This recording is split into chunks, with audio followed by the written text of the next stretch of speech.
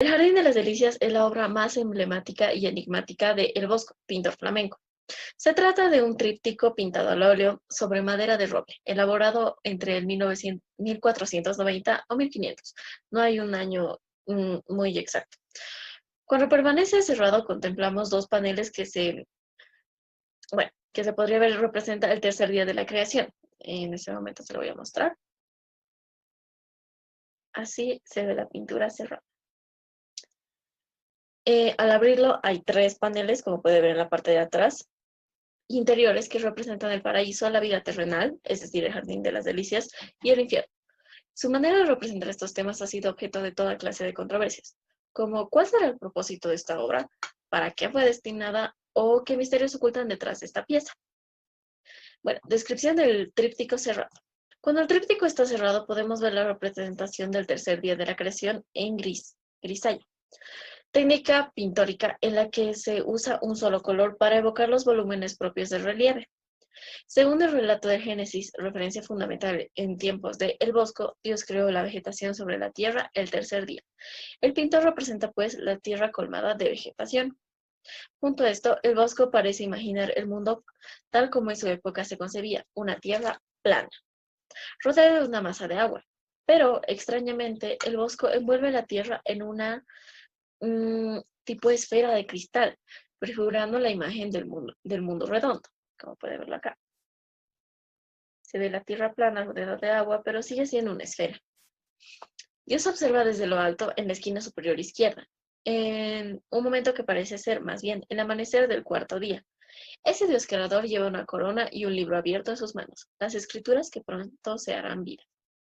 En cada lado del tablero se puede leer una inscripción en latín del Salmo 148, versículo 5. En el lado izquierdo tiene una frase que quiere decir, él mismo lo dijo y todo fue hecho. En el lado derecho, esta otra se traduce como él mismo lo ordenó y todo fue creado. Descripción del tríptico ya abierto. Al abrir el tríptico por completo nos enfrentamos a una explosión de color y figuras que contrasta con el carácter monocromo e inanimado de la creación, que es cuando el tríptico está cerrado. Algunos estudiosos han visto este gesto como una revelación del contenido interno de la pieza, lo asimilan como una metáfora del proceso de la creación, como si de alguna forma el bosco nos introdujera en una mirada cómplice hacia la evolución natural y moral del mundo. Veamos cuáles son los principales elementos iconográficos de cada panel. El paraíso, que es del lado izquierdo. El panel izquierdo corresponde al paraíso. En él se puede observar a Dios creador con rasgos de Jesús, que sostiene a Eva de la muñeca como un símbolo de que se le entrega a Adán, quien yace en el suelo con los pies superpuestos a sus extremos. A la izquierda de Adán está el árbol de la vida, un dragón, un árbol exótico propio de las Islas Canarias, Cabo Verde y Madeira, del que Bosco pudo enterarse por medio de reproducciones gráficas, nada más. Este árbol se asociaba antiguamente con la vida, pues se creía que su jugo carmesí tenía propiedades curativas. En la franja central, a la derecha, se encuentra el árbol del conocimiento del bien y del mal, rodeado por una serpiente. Este yace sobre una roca con perfil humanoide, probablemente símbolo del mal escondido. Bajo la roca vemos una serie de reptiles saliendo del agua y adoptando formas extraordinarias. ¿Puede entenderse esto como la perspectiva de la evolución de las especies? Es una de las preguntas que se hacen los expertos. ¿Pudiera el Bosco haber imaginado o anticipado la teoría evolucionista? En el centro de la pieza destaca una fuente alegórica a los cuatro ríos del Edén que atraviesa verticalmente el espacio, cual obelisco símbolo de la fuente de la vida y de la fertilidad. En su base se encuentra una esfera con un orificio, donde se observa a un búho que contempla la escena imperturbable. Se trata del mal que acecha desde el principio al ser humano, esperando el tiempo de la condenación. Entre la fuente y el árbol de la vida, sobre el lago, puede verse un cisne flotando. Es símbolo de la hermandad, espiritualidad a la que pertenecía el bosco, y por lo tanto es un símbolo de fraternidad. A lo largo de toda la escena se ve toda clase de animales marítimos, terrestres y voladores, incluso algunos animales exóticos, como jirafas y elefantes. También podemos seres fantásticos, como el unicornio, el hipocampo y muchos otros animales que están en lucha. El Bosco tenía conocimiento de muchos animales naturales y mitológicos por medio de los bestiarios y relatos de viajeros publicados en la época. Fue así como tuvo acceso a la iconografía de animales africanos. Por ejemplo, ilustrados en el diario del aventurero italiano conocido como Siarucus de Ancona. El Jardín de las Delicias, que es el panel central. Que está El panel central es el título de la obra. Corresponde a la representación del mundo terrenal, al que simbólicamente se le refiere en la actualidad como el Jardín de las Delicias. En este se representa a docenas de personas completamente desnudas, blancas y negras. Los personajes están distraídos mientras se disfruta de toda clase de placeres, especialmente sexuales, y son incapaces de advertir el destino que les espera. Algunos personajes miran al público, otros comen frutos, pero en general todos conversan entre sí. Para aquella época, el, para aquella época del pintor, la desnudez en la pintura era algo inaceptable, excepto cuando se trataba de la representación de los personajes mitológicos, como Venus, Marte y, claro está, Adán y Eva, cuyo fin último era aleccionar. Gracias al ambiente algo más permisivo del Renacimiento abocado al estudio de la anatomía humana, el Bosco no teme representar frontalmente la desnudez de los personajes comunes, pero por supuesto lo justifica como un ejercicio moralizador. Hay animales comunes y exóticos, pero sus tamaños contrastan con la realidad conocida. Vemos aves y peces gigantes y mamíferos de escalas variadas. La vegetación y muy especialmente las frutas de tamaños descomunales forman parte de esta escena. El madroño tendrá de hecho una aparición recurrente. Se trata de una fruta a la que se la considera capaz de emborrachar, ya que fermenta con el calor y su consumo excesivo genera intoxicación. Fresas, zarzamoras y cerezas son otras de las frutas que aparecen, asociadas a la tentación y la mortalidad, al amor y al erotismo respectivamente. No podían quedar fuera las manzanas, símbolo de tentación y de pecado, relacionado con Adán y Eva, por supuesto. En la franja superior de la composición y al centro se encuentra una alegoría a la fuente del paraíso, ahora agrietada. Esta fuente contempla un total de 5 construcciones fantásticas. Sus fracturas son símbolos del carácter efímero de los placeres humanos. Al centro del plano se observa una piscina llena de mujeres, rodeada por jinetes que montan toda clase de cuadrúpedos. Estos grupos de jinetes se asocian a los pecados capitales, especialmente la lujuria en diferentes manifestaciones. El infierno, panel derecho. El infierno destaca la figura central del hombre árbol, al que se identifica como el demonio. En el infierno, este aparece como el ser único personaje que mira hacia el espectador. En esta sensación, las personas reciben su merecido por los pecados cometidos en el Jardín de las Delicias. Son torturados con los mismos elementos que disfrutaron en el Jardín de las Delicias. El Bosco condena aquí el juego, la música profana, la lujuria, la codicia y la avaricia, la hipocresía, el alcoholismo, etc. El protagonismo de los instrumentos musicales usados como arma de tortura le ha merecido a este poder el nombre popular de infierno musical. Asimismo, el infierno se representa como un espacio de contrastes entre el frío y el calor extremos. Esto se debe a que en la Edad Media existían varias imágenes simbólicas de lo que podría ser un infierno. Algunas estaban asociadas al fuego eterno y otras al frío extremo. Por ello, en la parte superior del panel del infierno vemos como múltiples incendios se precipitan sobre las almas en desgracia, como si de una escena de guerra se tratase.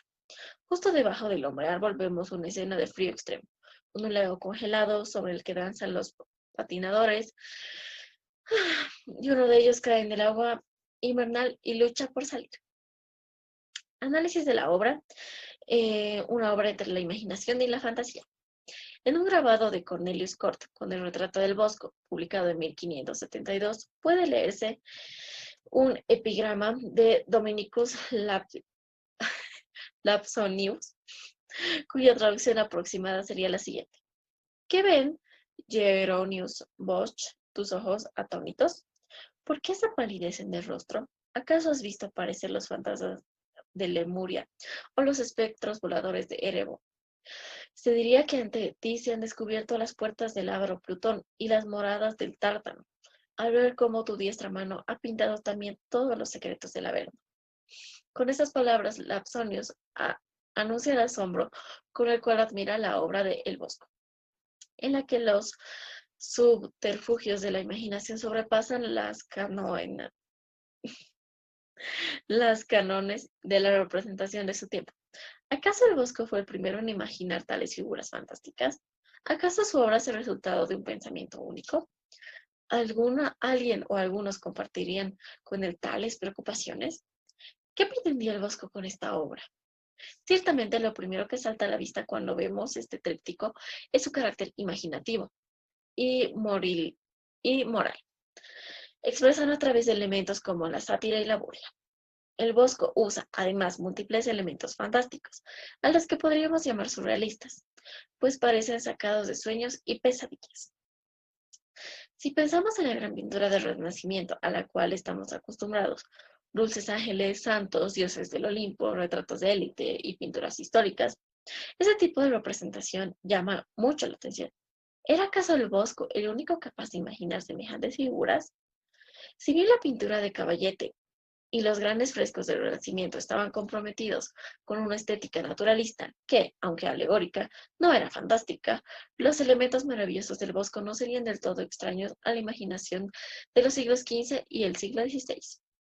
La imaginación popular estaba plagada de imágenes fantásticas y monstruosas, y claramente el Bosco estaría nutrido de aquella imaginación a través de tratados iconográficos, grabados, literatura, etc.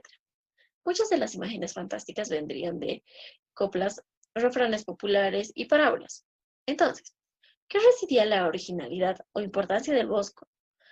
Y, muy bien, en particular, el tríptico del Jardín de las Delicias. De acuerdo con los expertos, el aporte novedoso del Bosque en pintura flamenca del Renacimiento sería haber elevado la iconografía fantástica, propia de las artes menores, a la importancia de la pintura al óleo sobre una tabla, normalmente reservada para la liturgia o la devoción piadosa. Sin embargo, la imaginación del autor juega un papel protagónico, no solo al hilar aquellas imágenes fantásticas de una manera satírica y moral, a la vez, sino por haber ido más allá de la imaginación o de lo imaginado.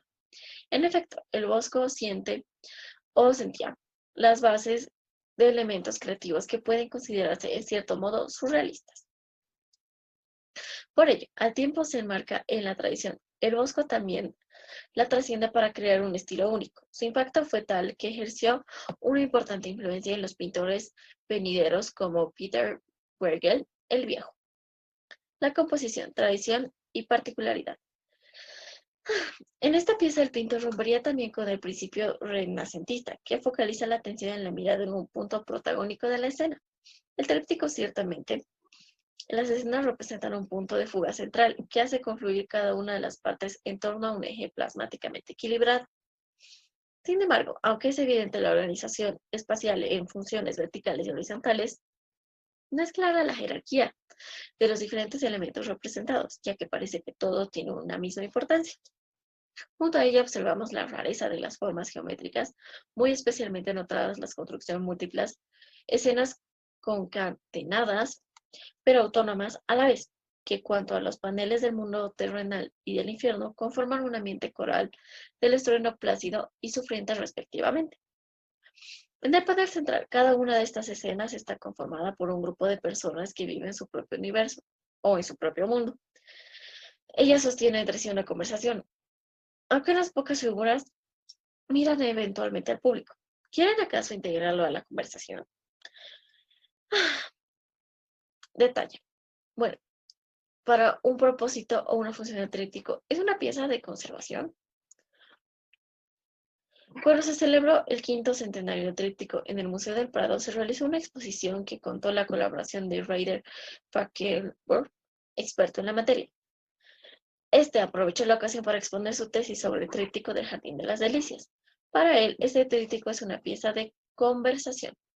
De acuerdo a la interpretación del investigador, esta obra no fue concebida para una función litúrgica, perdón, o devocional, a pesar de aludir ciertamente al imaginario del transmundo, cielo e infierno. Al contrario de estas piezas, tenía como destino una exhibición en la corte, por lo cual Falkenburg sostiene que su propósito era generar conversación entre los visitantes, esos mismos que quizá tenían una vida muy parecida a la denuncia del pintor. Hemos de recordar estos trípticos convencionales se destinaban a los altares de las iglesias. Allí permanecían cerrados hasta que hubiese una solemnidad. En el marco de la liturgia, la conversación no es, pues, un propósito. Por lo contrario, la contemplación de las imágenes estaría destinada a la educación en la fe, la oración y la devoción personal. ¿Tendría sentido este uso en la corte? Falkenborg piensa que no.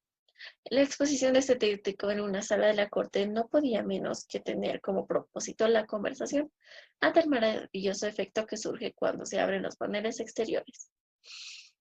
Falkenborg sostiene que en una pieza tiene un carácter espectacular. Tal vez los personajes dentro de la representación practican la misma acción de los espectadores, conversar entre sí. La pieza, por lo tanto, pretende ser un reflejo de lo que ocurre en el entorno social. El propósito del pintor. Todo esto supone así una originalidad más del pintor flamenco, dar al formato tríptico una función social, una dentro de un profundo sentido moral católico. Ello responde también a la formación del Bosco y las condiciones de su encargo. El Bosco fue un pintor de élite, que fue considerado conservador a pesar de su frondosa imaginación. Fue también un hombre culto, bien informado y documentado, acostumbrado a la lectura. Como miembro de la cofradía de Nuestra Señora y bajo la influencia de la espiritualidad de los hermanos de la vida común, la imitación de Cristo, Tomás de Kempis, el Bosco logró explorar a profundidad la moralidad católica y como profeta quiso dar señales sobre las contradicciones humanas y el destino de los pecadores. Su moralidad no es acomodaticia ni blanda. El Bosco mira con dureza el entorno y no escatima en denunciar incluso la hipocresía eclesiástica cuando es necesario. Por ello, el Jerónimo Frey, José de Sigüenza, responsable de la colección Escorial a finales del siglo XVI, afirma lo valioso del Bosco frente a los pintores contemporáneos. Era este el que lograba pintar al hombre por dentro, mientras que los otros apenas pintaban apariencias. Sobre el Bosco. Su verdadero nombre fue Jeronius van Aken, conocido también como Hieronymus Bosch o Hieronymus Bosch. Nació en 1450 en la ciudad de Hertfordshire. Actualmente es conocido como Países Bajos. Fue criado en el seno de una familia de pintores y se convirtió en un representante de la pintura flamenca renacentista. Existe muy poca información sobre este pintor, pues firmó muy pocos cuadros y a ninguno de ellos les puso fecha. Gran parte de sus obras han sido atribuidas al autor después de serias investigaciones. Se sabe sí que Felipe II fue un gran coleccionista de sus pinturas, que de hecho le encargó una pieza, la del Juicio Final. El Bosco perteneció a la cofradía de Nuestra Señora. No es extrañar su interés por los temas de la moral católica, tales como el pecado, el carácter transitorio de la vida y la locura del hombre. Bueno, entre otras obras del autor encontramos San Jerónimo en oración, que se estima que fue hecha entre 1485 a 1495, La tentación de Antonio, que se estima que fue entre 1500 a 1510, el tríptico de las tentaciones de San Antonio, que se estima que fue entre 1510 a 1500.